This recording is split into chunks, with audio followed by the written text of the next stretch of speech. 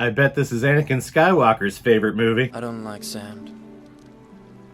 It's coarse and rough and irritating, and it gets everywhere.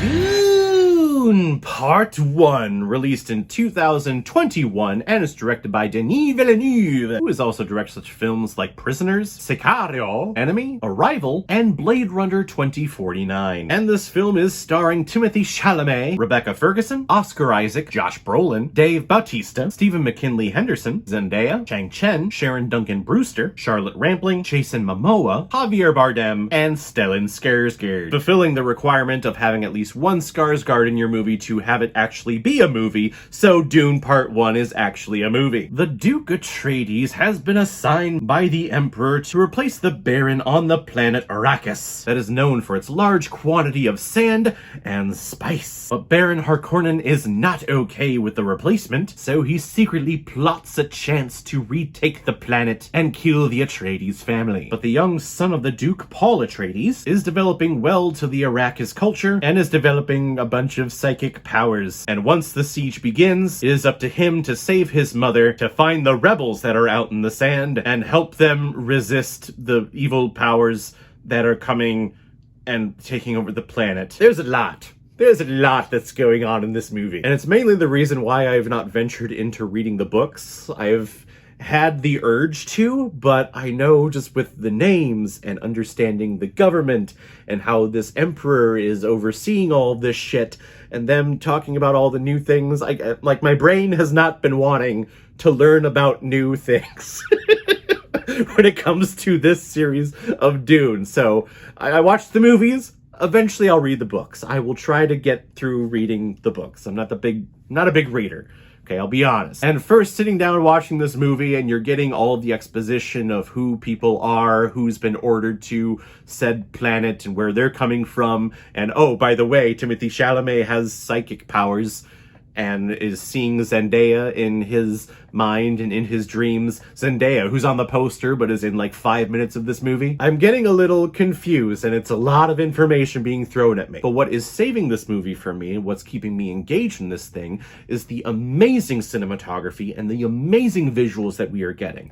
And that is Denis Villeneuve to a T. He is a beautiful film director. Every single one of his movies are breathtaking when looking at the scenery and looking at the visual effects, looking at the practical effects and the lighting choices. And then on top of that, he's using one of the greatest composers of our time in Hans Zimmer in scoring this movie. Yeah, it's keeping me engaged. There's a lot of information that's being thrown at me, but I'm being engaged with what I'm seeing, which is pretty impressive, seeing how all of this is sand, which is why this movie is called Dune, because there's so many dunes of sand. Figured that one out. And we have crazy sequences with the sandworms and the millions of teeth that they have, and taking down huge spice refineries in the middle of the desert. They are so cool that AMC has developed an awesome popcorn bucket for the next film that's coming out, Dune Part 2, where you have to put your hand through the sandworm hole opening to pull out your popcorn. Who decided on that? Who came up with the design? Who greenlit that to be the product for this movie? Because that is amazing. If this movie studio doesn't take the popcorn bucket sandworm idea and turn that motherfucker into a fleshlight, they are missing out on a huge marketing opportunity. You know there's going to be some weirdo who's read all of these Dune books like 10 times over their lifetime who would snatch that thing up if they ever created that. But after the film gets away from all the exposition and explaining and feeding all the information to the audience, that's when I can sit back and relax and enjoy the film, because then it turns into a political thriller. This becomes kind of a Game of Thrones-esque film on the big screen. Houses are betraying other houses. Houses are taking over other kingdoms to get more political power with higher powers up in the Emperor. Hopefully we'll see who this Emperor person is in the next film. If we don't, I would be extremely let down. And then we also have this prophecy of a child that will come to Arrakis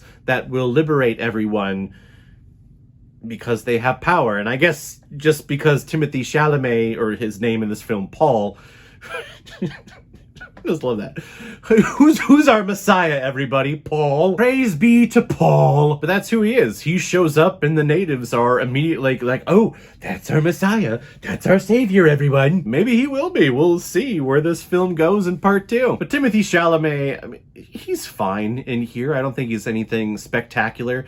No, everyone's so gung-ho about this guy, but I don't know. When I see him in interviews and see him in films like this, I get a lot of arrogance about him. I don't know, maybe it's because he's young and a little naive that I'm getting that. Maybe that'll mellow out over time, but right now I get the sense that he's kind of an arrogant prick. But I base that on absolutely nothing, so just don't take my word for it. If you are to see this film, it is definitely for the visuals. This film is quite stunning to look at, and that's impressive, saying that a lot of it that we're looking at is just sand being blasted all over the place. I'm like Anakin. I don't like sand. I'm not a big fan of sand. It gets everywhere. You go to the beach, you're having a great time, you're playing around in the sand, and then like a month later, you go into the shower and you're still washing it off. That's what this movie's about, but it is quite a spectacular piece, and it's a very intriguing film too.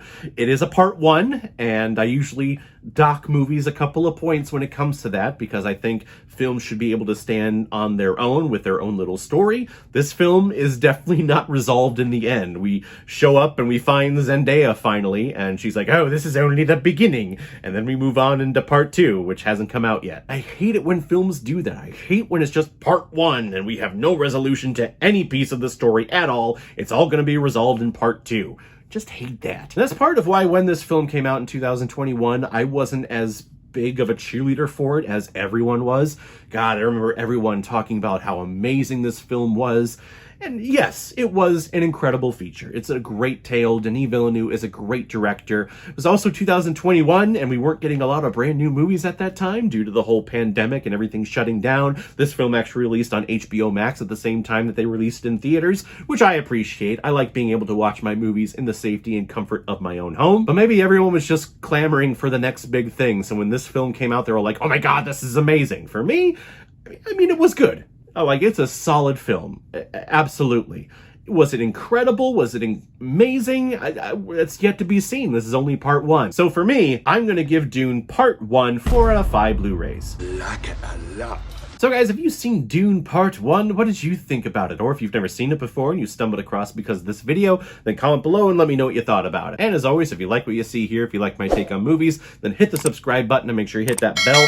See you the next time I release next movie review. So guys, I will see you next time on the channel, but in the meantime, be well, be good to each other, and go watch a movie. Take care, guys.